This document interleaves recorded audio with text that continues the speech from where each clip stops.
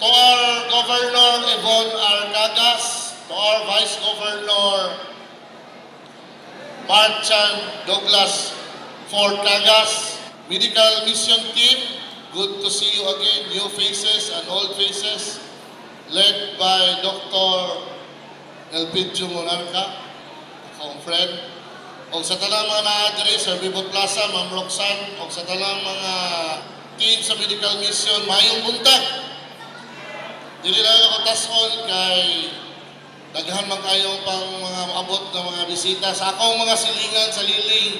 In behalf sa akong mga silingan sa Liling, mangayo mi og pasalamat. Pasalamat sa Medical Mission nga gihatag sa ang local government unit of Province of Davao del Sur, led by Honorable Yvonne R. Cagas o sa ang Vice Governor Mark Douglas Chan Cagas IV.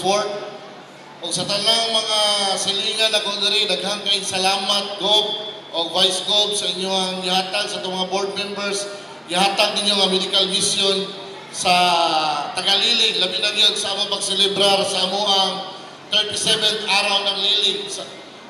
In my administration, wala pa na-miss ang Medical Mission sa atoang barangay na paghatag og serbisyo sa atong mga katawan.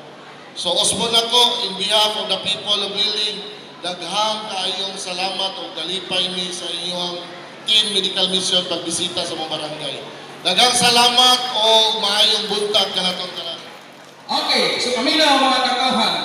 Kaya itong Medical Mission isod na kani sa panahon pa ni Governor Cagas sa tuwid pa kini ug ipadayon sa kahalan ng gobernador mawalain Governor Yvonne Cagas.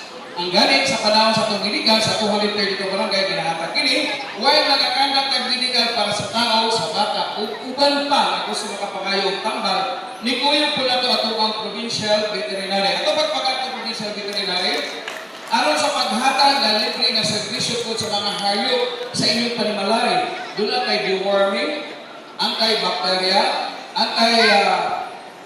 animal vitamins, o anti-rabies sa irok o iring, pa-injection sa inyong mga irok o iring, kung ang mga hayop. So, libre pa na. And of course, dapat tayo, panlibre sa massage, kuyo po na itong ang kini na Wonder Hair, libre na mas lagi sa Wonder Hair Liniment Oil, free massage na nakakaroon din.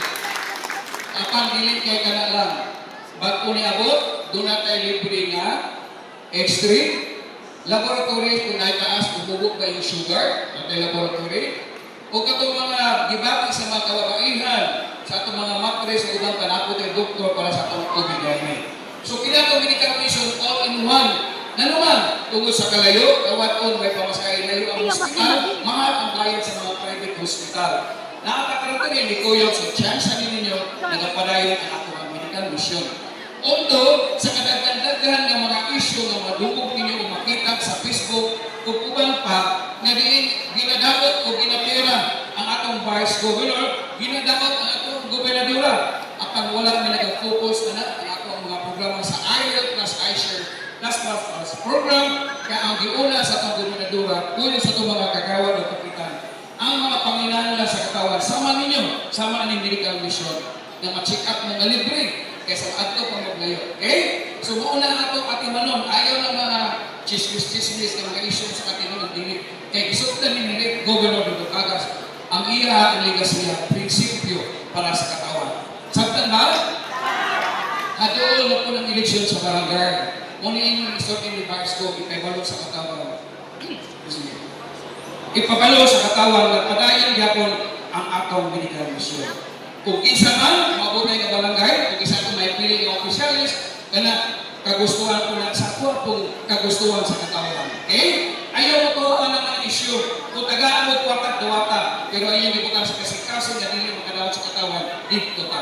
Okay? So mo ka na ang isay sa tunggo, kung ginahinit ito sa pagtipid, tungkol sa ka-crisis ng panahon na.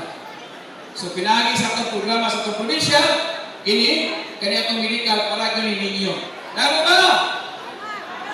So pinagi sa itong programa sa itong probinsya, ninyong tigpamata na sulugoon sa itong Gobernadora, sulugoon sa itong Vice Governor, ninyong spokesperson sa Medical Mission under the Governor Yvonne Cagas. Salamat! O may buntag kaninyong tanan. Una sa tanan, magpasalamat ko sa to ang local government unit of province of Davao del Sur led by Honorable Yvonne R. Cagas, uban sa to ang Vice Governor Mark Douglas Chan Cagas IV, nga gihatag sa mga pahigayon sa selebrasyon sa mga 37th araw ng liling nga gitagaan mi og medical mission nga kompleto tanang serbisyo sa katawan og dako kay galipay nako. I'm very grateful na natagaan yung higayon sa ako ang administrasyon gikan pagsugod nako og lingkod isip kapitan sa tuang punong barangay sa liling. Wala gyud ko pakyasa sa tuang gobernador kada muhangyo ko sa iya nga medical mission diri sa akong barangay,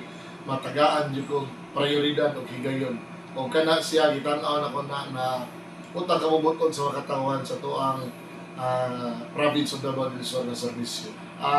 Kami, in behalf of the people of Liling, permanente kami magsuporta sa tuang probinsya. Itong probinsya sa liderato sa tuang gobernador, Yvonne R. Cagas, o ni Sir Mark Cagas IV, na permanente kami magserbisyo sa Liling sa pagsuporta, hugot among suporta sa May Cagas sa probinsya o sa tuang mga board members, no? O labi na gyud sa team medical mission led by Dr. L.P. Jujun Monarca Jr. o ba ni Sir Raymond Plaza, ni Ma'am Roxanne Onsay, o of course si Moser Dondon Rondelia o si Ma'am Raquel Ponpon Bustamante. Ako kayo akong pasalamat seeing old faces and new faces sa team medical mission.